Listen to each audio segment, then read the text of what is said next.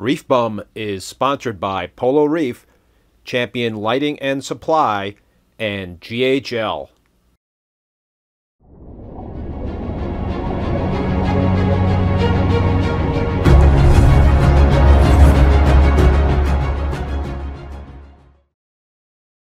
Hey everybody, and welcome back to another video. So I've had a bump on the road with my two system reboots. Low nutrients. Yep, I've got low nutrients, especially on the system with the 187-gallon display tank and the two frag tanks plumbed into that. I noticed, just in using my my test kits and as well as the ICP testing, I'm doing weekly ICP testing with the Fauna Marine ICP test kits, that I was getting some very low phosphate levels. I had a couple of frags in the frag tanks that looked pale, and I also had some low nitrates for a couple of weeks. So several weeks of very low phosphate levels on the ICP test. The last one I had 0.01. It was close to that on the prior week for the system behind me. And the Peninsula tank system with that frag tank, not as bad, but definitely noticing some pale acro frags. So the good thing is I don't have any big colonies in the display tanks right now that would be impacted by the low nutrients. And I'm pretty sure it is due to the low nutrients. I'm not seeing anything really out of whack other than the low phosphate, the low nitrate on the ICP test. So this has happened to me before. I don't know if I've seen such severe fading of colors for certain frags. Really, a lot of the tricolors that I have lost a lot of color. The Tyree Superman Tenuous, a couple of those frags really lost a lot of color. Sanjay's Leprechaun Beard, a couple of those frags lost a lot of color. Millie is not really impacted. There's a bunch of frags that are not impacted, but definitely a decent number of frags that are impacted. And I know that they can recover. I've seen this happen before. So what am I doing about it right now? Well, I put on the 187-gallon tank, I put on an algae scrubber, because when I did the system reboot, I pulled a lot of coral out of the tank, the display tank, even the frag tanks, although there's a lot of frags in the frag tanks right now. So there's a lot of coral that got pulled out of the system for both systems, but for the 187-gallon tank, I added an algae scrubber to really pick up that slack in terms of the nutrient export, and maybe that accelerated the problem in that system, because it is certainly more pronounced there than it is in the other Peninsula tank system, which I didn't add any nutrient export, additional nutrient export types of systems like a scrubber. So I also dialed back the phosphate dosing a lot on both the systems, but especially the 187-gallon display tank system.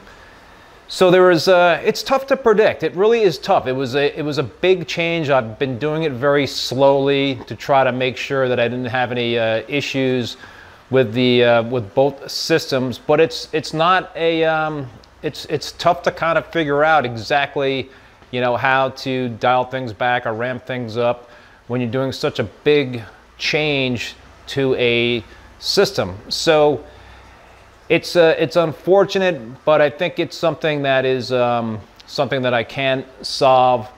So I am upping the phosphate dosing on both systems. The algae reactor is now off. Algae scrubber is now offline. So I'm going to continue to do the weekly ICP test just to make sure there's nothing else in there that's funky. There's no. I took a number of frags, looked under the microscope. I didn't see any pests or anything. I didn't see any red bugs, black bugs, white bugs running around in there. No acro-eating flatworms. So this sucks, but it's part of the reef keeping, and I'll document it. I'll do an update in this video to hopefully show there's improved coloration on some of the frags that lost a lot of color. I've said this before, SPS are very, very resilient. There's a couple of frags that might not make it. I have not lost anything. Nothing is completely bleached out, but they're close. So the good thing is I've got many backups to backups to backups, and I've got frags, you know, in one system that in the Peninsula tank system that I've got backed up in the 187-gallon tank system. So the if I do lose stuff, I should have redundant frags in the other system. But you know, like I said, there's some frags that look dynamite, and right next to other frags that look like crap. So it's hard. I don't know what the lag time is. You know, how long it took for these acros to react to the very, very low nutrients. If anybody else has any theories out there in terms of why the colors would fade so much, would love to hear that. But I definitely think that the very low nutrients, I've always had very low nutrients on both systems, and I've been fighting algae, cyano, you know, at times in the 187-gallon tank. So I've always been very hesitant to up the nitrate or phosphate dosing. What I have done is double down on the amount of fish and coral food. I've got the do-it-yourself fish and coral food that I feed to both systems. So I'm doubling the amount that I'm feeding. So that'll certainly increase nutrients. So yeah, that's the plan at this point. It's a bummer, but hey, you know, it's a part of reef keeping. There's ups and downs. So it's not always hunky-dory. You got to just deal with it and be patient. Try to come up with a solid plan in terms of trying to remedy this situation. I think I got a good plan in place. But the next you know, couple of weeks, I'll certainly be looking at things very closely. So that's an update on both systems, bumping the road. So I'll keep everybody up to date. If you like this video, please give it a thumbs up and hit that subscribe button if you haven't done so already. Until next time, be safe and be well. Later.